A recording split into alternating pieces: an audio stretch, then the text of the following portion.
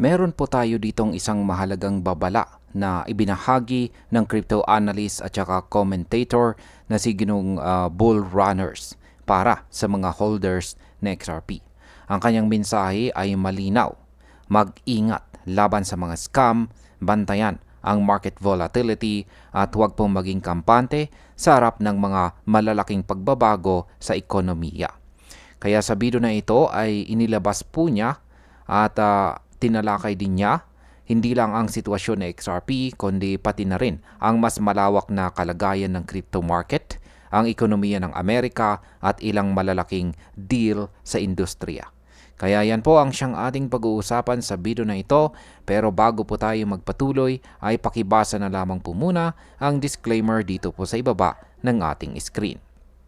At ayan, ano po ba ang nangyaring scam gamit ang deep fake na video?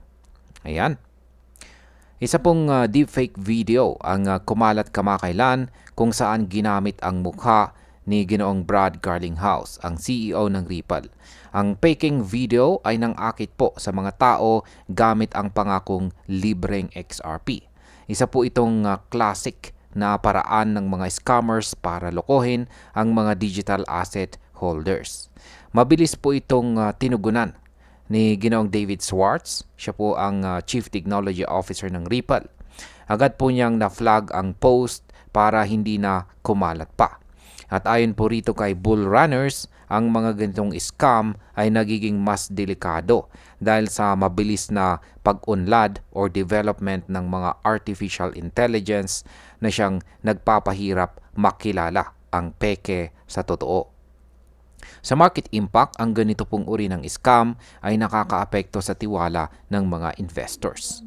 Kapag marami po ang naloko, lumiliit ang confidence ng publiko kay XRP at syempre sa buong crypto market. Ngayon ay ano po ang lagay ng kabuuang crypto market sa ngayon? Base po sa CoinMarketCap, nasa $3.79 trillion ang total market capitalization ng crypto. Ngunit bumaba po ito kasama ng trading volume na $85 billion sa nakalipas po na 24 oras. Si Bitcoin po ay may dominance na 57.9%, habang ang Fear and Greed Index ay nasa 41, indikasyon ng pag-aalinlangan ng mga investors.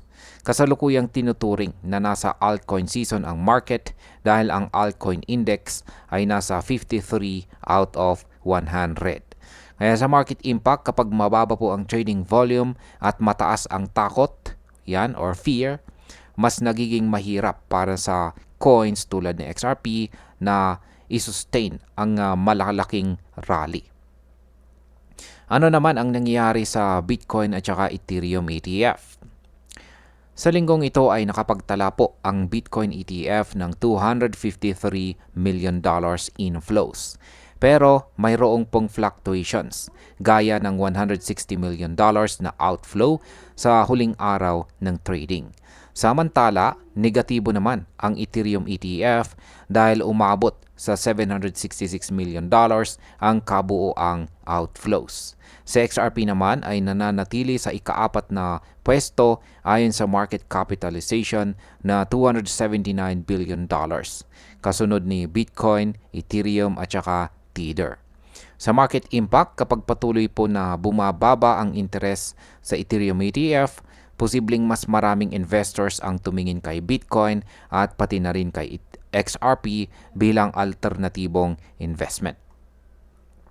Ano naman ang kalagayan ng ekonomiya ng Amerika? Ayon po sa ulat, bumaba ang jobs data sa Amerika. Ang non-farm employment at saka job creation ay hindi umabot sa forecast. Dumami na rin po ang jobless claims na umabot po sa 237,000 kumpara sa inaasahang 230,000. Mas nakakabahala ang paglago ng trabaho ay nakasentro lang sa part-time employment habang bumabagsak ang full-time jobs. Ang native-born employment ay lumiit habang ang foreign-born employment naman ay unang beses tumaas mula March. Nananatiling nasa 4.3% ang unemployment rate. Kaya sa market impact, Ang ganitong datos ay nagpapakita ng posibilidad ng recession. Kapag nagpatuloy po ito, maaaring pilitin ng Federal Reserve na magbaba ng interest rates ng 25 hanggang 50 basis points. Ang ganito pong galaw ay pwede pong magdala ng bagong sigla sa crypto market kabilang na sa XRP. Ano naman ang deal ng Trump Media at ang Crypto.com? Isa pang malaking balita ay ang pagbili ng Trump Media ng $684 million worth of CRO tokens or ang CRO bilang bahagi po ng strategic deal sa Crypto.com. Ang halaga nito ay katumbas po ng humigit kumulang $105 million ayon sa kasalukuyang presyo. Kaya sa market impact, ang ganito pong deal ay nagdadala ng mas mataas na visibility sa crypto industry at posibleng magbigay ng kumpiyansa sa mga investors na mas lalo pang makikita ang crypto sa traditional market. Ngayon ay pag-usapan po natin ang Hyperliquid HYPE token listing. Yan, itatala na po sa Nasdaq ang Hyperliquid's HYPE token bilang bahagi ng merger na lilikha ng HYPE Strategy or HYPS. Ang token na ito ay magiging anchor asset ng publicly traded equity balance sheet na unang pagkakataon sa kasaysayan.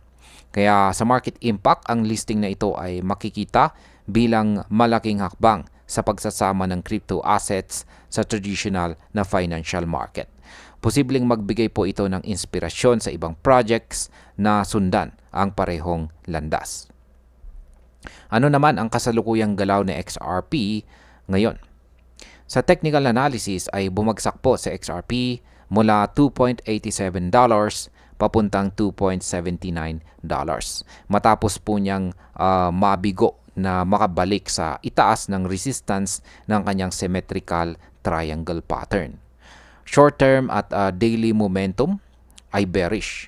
Ngunit ang kanyang 3-day at saka weekly indicators ay nananatiling may potensyal na recovery basta't mapanatili po niya ang kanyang support sa $2.77. Kapag nag-hold po ang support level na ito, posibleng magkaroon ng bounce at babalik po ang kanyang bullish momentum. Pero kung mabasag po pababa, mas malalim po ang pwedeng ibagsak ng presyo ni XRP. Yan, bilang panghuli, para sa akin ay napakahalaga ng babala na ito mula kay bull runners. Habang totoo na may potensyal si XRP sa long term, hindi natin dapat kalimutan na marami pong scam at saka market risk ang kasalukuyang nakapalibot dito. Ang mga deep fake videos ay malinaw na banta at kailangan ng matinding pag-iingat ng bawat holder. Sa technical side, mukhang nasa critical na yugto itong sa XRP at kailangan po niyang ipagtanggol ang kanyang support para manatiling bullish ang kanyang long-term outlook. Kung magiging matatag po sa XRP, maaaring masaksihan po natin ang panibagong pag-akyat sa susunod na mga buwan. At ayan, hanggang dito na lamang po tayo sa video na ito mga ka-crypto. Marami pong salamat sa panonood. Ingat po tayo lagi at God bless po sa ating lahat.